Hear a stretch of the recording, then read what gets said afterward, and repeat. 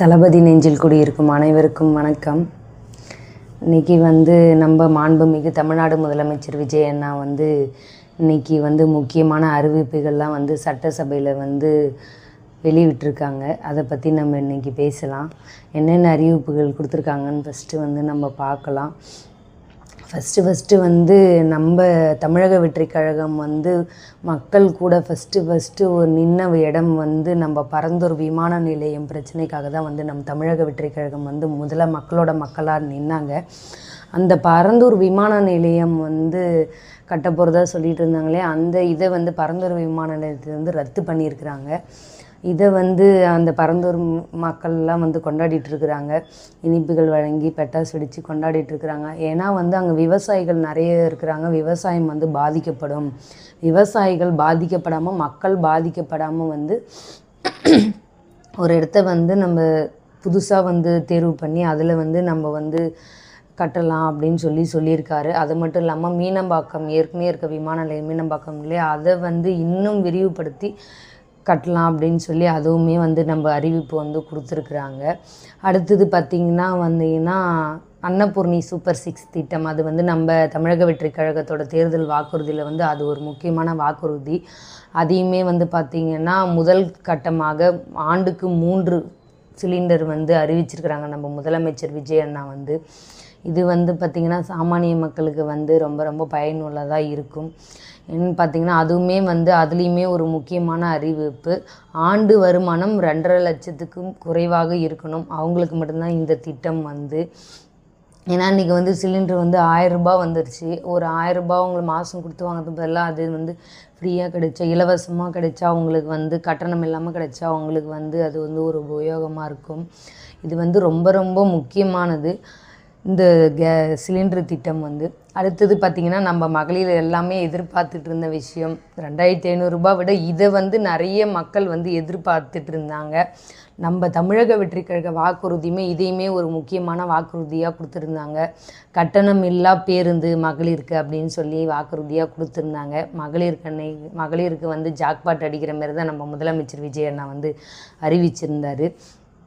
Deluxe bus இருக்கிற எல்லா பஸ்ஸுமே மற்ற இருக்கிற பஸ்ஸு, ஏசி பஸ் எல்லா பஸ்லேயுமே மகளிருக்கு கட்டணம் இல்லா பேருந்து அறிவிச்சிருக்கிறாங்க. மகளிருக்கு அதை ஏன் சூஸ் பண்ணாங்க அப்படின்னு சொல்லிட்டு நம்ம ஒரு இதிலே ஒரு மீட்டிங்கில் பேசியிருந்தார் ஆதவ அர்ஜுனன், பொதுத்துறை அமைச்சர் ஆதவ அர்ஜுனன் அவர்கள்.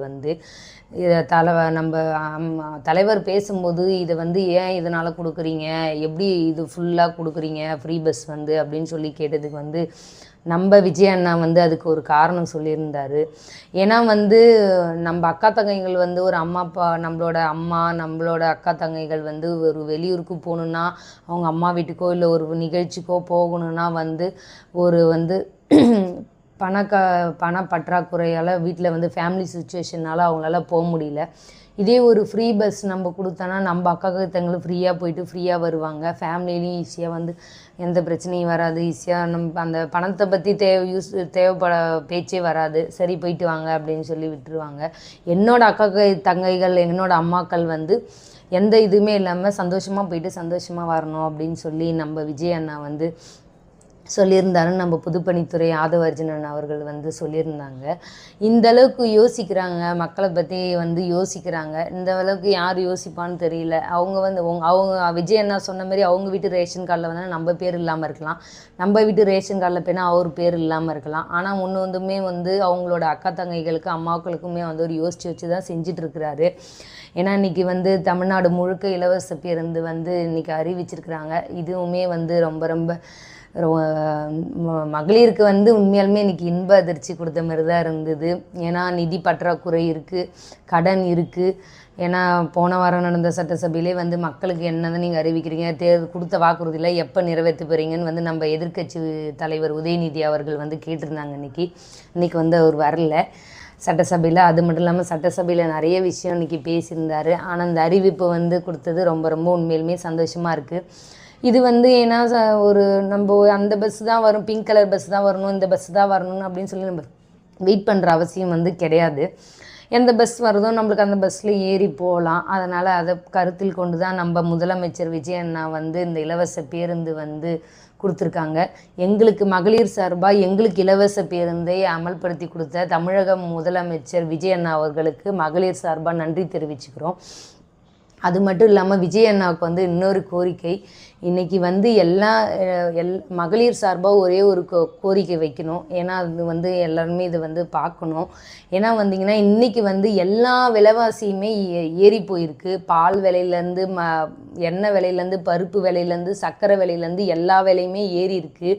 காய்கறி விலை கொண்டு வெங்காயம் விலையிலேருந்து எல்லா விலையுமே ஏறி இருக்குது. ஒரு விலையுமே கம்மியான விலை கிடையாது.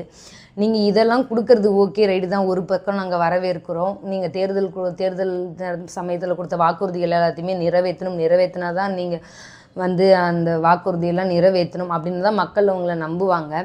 இதெல்லாம் ஒரு பக்கம் இருந்தாலும் இந்த பக்கம் வந்து விலைவாசி உயர்ந்துக்கிட்டே போகுது. அந்த பக்கம் விலைவாசி போயிருந்துகிட்டே பிறகு இப்போ நாங்கள்லாம் வந்து சென்னையில் வாடகைக்கு இருக்கிற மக்கள். இந்த மாதிரி விலைவாசி ஒன்று ஒரு மாதம் உயர்ந்துக்கிட்டே போனால் அடுத்தடுத்து பட்ஜெட் வந்து எங்களுக்கு ரொம்ப அதிகமாகிட்டே போகுது. வாங்குகிற சம்பளத்தை விட செலவுகள் அதிகமாகிட்டே போகுது. நீங்கள் விவசாயிகளை பற்றியுமே யோசிக்கிறீங்க. விவசாயிகளை பற்றி கண்டிப்பாக நம்ம யோசிக்கணும். ஏன்னா அவங்களால தான் நம்ம நிம்மதியாக உட்காந்து சாப்பிட்றோம். அது மட்டுமே ஒரு பக்கம் பார்க்காம சாமானிய மக்கள் வந்து கொஞ்சம் எப்படி வாழ்வாதாரத்தை இது பண்ணுவாங்க. ஏன்னா எல்லா விலைவாசியுமே இன்றைக்கி உயர்ந்து போயிருக்கு. அரிசி விலை இன்றைக்கி 2000 ரூபாய் 1500 ரூபாய் வரைக்கும் விற்கிது. இந்த விலைவாசிலாம் விற்றா வந்து எப்படி இருக்கிற மக்கள் இல்லத்தரசிகள், முக்கியமாக இல்லத்தரசிகள் மகளிர் வந்து எப்படி அவங்க குடும்பத்தை அடுத்தடுத்து ரன் பண்ணுவாங்க சொல்லுங்கள். கொஞ்சம் வந்து விலைவாசி எங்களுக்கோசரம் நீங்கள் வந்து கட்டுப்படுத்தணும் விஜய் அண்ணா. ஏன்னா வந்து மகளிரில் வந்து என்ன பண்ணுவாங்க, ஃபேமிலியில் அடுத்தடுத்து அவங்க ஒரு பட்ஜெட் போட்டு வச்சுருப்பாங்க, இவ்வளோ பட்ஜெட்டுக்குள்ளே முடிக்கணும் நம்ம அப்படின்ட்டு. இங்கே பட்ஜெட்டு ஒரு 1500 நம்ம இந்த மாதம் போட்டிருக்கோன்னா இந்த அடுத்த மாதம் பார்த்திங்கன்னா விலை உயர்ந்ததால் இப்போ 3000 ரூபாய் பட்ஜெட் வந்து நிற்கிது.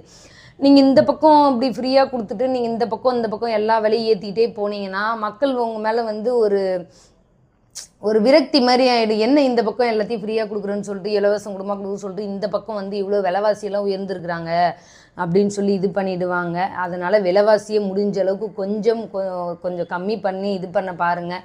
ஏன்னா இல்லத்தரசிகள் வந்து ரொம்ப இதில் பாதிக்கப்பட போகிறது இல்லத்தரசிகள் தான். ஏன்னா விலைவாசி வந்து அவ்வளோ இன்றைக்கி வந்து உயர்ந்துருக்குது. அதனால் மகளிர் சார்பாக எங்களுக்கு இல்லத்தரசிகள் சார்பாக வந்து எங்களுக்கு வந்து இந்த பொருட்கள் மளிகை ஜாமான் விலை வீட்டு அத்தியாவசிய பொருட்களை விலையை வந்து கொஞ்சம் கம்மி பண்ணி கொடுங்க. அடுத்தடுத்த வெற்றி பயணத்தை நீங்கள் வந்து அடைஞ்சிக்கிட்டே இருங்க. வெற்றி தமிழகம் உங்களை நோக்கி. நன்றி, வணக்கம்.